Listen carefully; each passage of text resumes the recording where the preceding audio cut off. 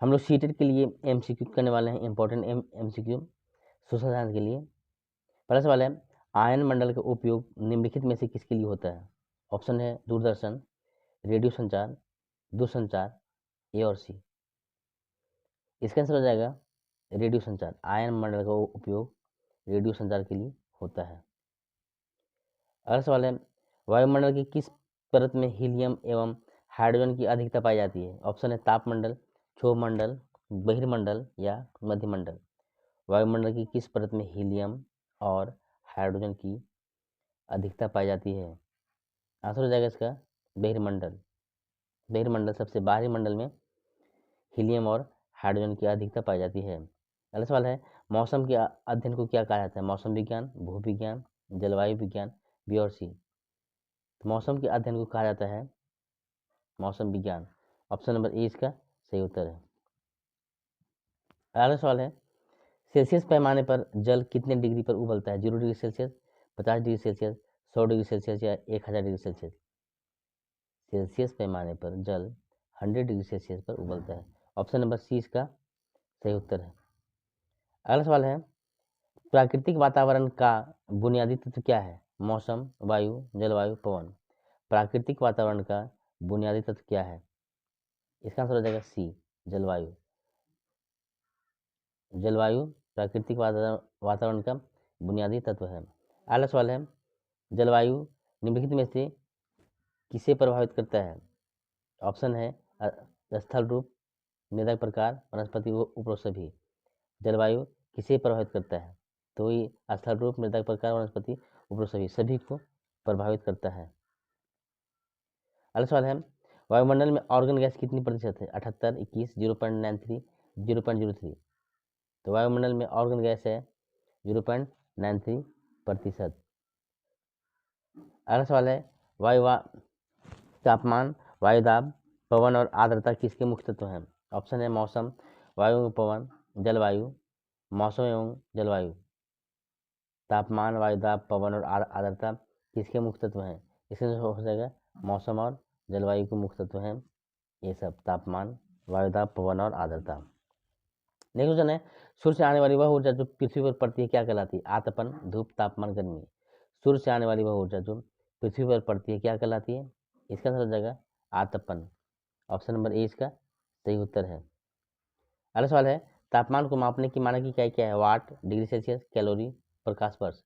तापमान को मापने की मानक इकाई है degree Celsius. Option number B इसका सही उत्तर है। अगला सवाल है, तापमान को इनमें से किससे मापते हैं? वायुदाब मापी, रेन गेज, थर्मामीटर, हाइग्रोमीटर। तापमान को किससे मापते हैं? तापमान को मापेंगे हम किससे? थर्मामीटर से।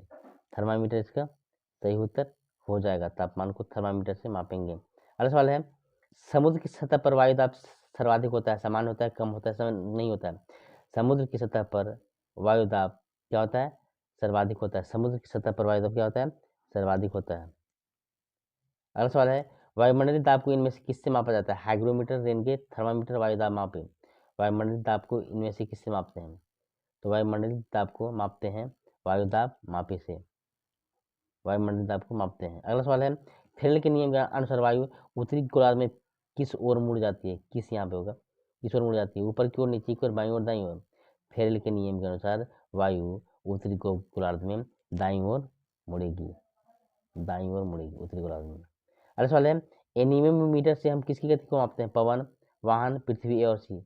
एनीमोमीटर से हम किसकी गति को मापते हैं? इसका आंसर हो जाएगा पवन। एनीमोमीटर से हम पवन की गति को मापते हैं। अगला सवाल है, पवन मुख्यतः कितने प्रकार के होते हैं? 1, 2, 3, 4। पवन मुख्यतः कितने प्रकार के होते हैं? तो पवन होते हैं 3 प्रकार के होते हैं। पवन 3 प्रकार के होते हैं। अगला सवाल है, भारत में मानसूनी पवन किस प्रकार की पवन है? मानसूनी पवन किस प्रकार की पवन है? अस्थायी पवन, मौसमी पवन, स्थानीय पवन, कछुआ पवन। भारत में मानसूनी पवन किस प्रकार का पवन है? तो इसका आंसर हो जाएगा मौसमी पवन है। नेक्स्ट क्वेश्चन है, आर्द्रता मापने के लिए निम्नलिखित में किसका उपयोग किया जाता है? हाइग्रोमीटर, रेन गेज, थर्मामीटर, वायुदाब मापन। आर्द्रता मापने के लिए हाइग्रोमीटर का हम प्रयोग करते हैं। हाइग्रोमीटर का प्रयोग करते हैं आर्द्रता मापने के लिए। नेक्स्ट क्वेश्चन है, इनमें से कौन सी वर्षा भूमध्य रेखा के क्षेत्र में होती है? सामान्य वर्षा, पर्वतीय वर्षा, चक्रवाती वर्षा, बी और सी। कौन सी वर्षा भूमध्य रेखा के क्षेत्र में होती है? इसका आंसर हो जाएगा सामान्य वर्षा। भूमध्य रेखा के क्षेत्र में सामान्य वर्षा होती है। उसके बाद नेक्स्ट क्वेश्चन है, इनमें कौन वर्षण का रूप है? हिम, वृष्टि, ओला, उपरो सभी। वर्षण का रूप है सभी, उपरो सभी वर्षण का रूप है। अगला सवाल है, इनमें किस गैस को ग्रीन हाउस गैस कहते हैं? Oxygen, organ, carbon dioxide, nitrogen. Green house gas किसको कहते हैं? ग्रीन हाउस गैस कहते हैं कार्बन डाइऑक्साइड को ग्रीन हाउस गैस कहते हैं। अगला सवाल है, वायु कब फैलती है और हल्की होकर ऊपर उठती है? गर्म होने पर, ठंडे होने पर, वर्षा के दौरान। तो वायु फैलती है और हल्की होकर ऊपर उठती है गर्म होने पर। गर्म होने पर वायु ऊपर की ओर उठती है। अगला सवाल है, श्वसन क्रिया में ऑक्सीजन गैस के अलावा और कौन सी गैस हमारे फेफड़ों में चली जाती है? Oxygen, argon, carbon dioxide, nitrogen. श्वसन क्रिया में ऑक्सीजन गैस के अलावा और कौन सी गैस हमारे फेफड़ों में चली जाती है? आंसर हो जाएगा नाइट्रोजन। नाइट्रोजन है जो चली जाती है ऑक्सीजन के साथ। नेक्स्ट है, पृथ्वी की सतह से ऊपर तक वायुमंडल की पांचों परत की ऊंचाई लगभग कितनी है? 1500, 1600, 1700, 1800 किलोमीटर। पृथ्वी की सतह से ऊपर तक वायुमंडल की पांचों परत की ऊंचाई लगभग है 1600 किलोमीटर तक है पांचों परत की लंबाई ऊंचाई। नेक्स्ट क्वेश्चन है, कल कारखानों और मोटर गाड़ियों के धुएं से वायुमंडल में किस गैस की मात्रा बढ़ती है? ऑक्सीजन, का ऑर्गन, कार्बन डाइऑक्साइड, नाइट्रोजन।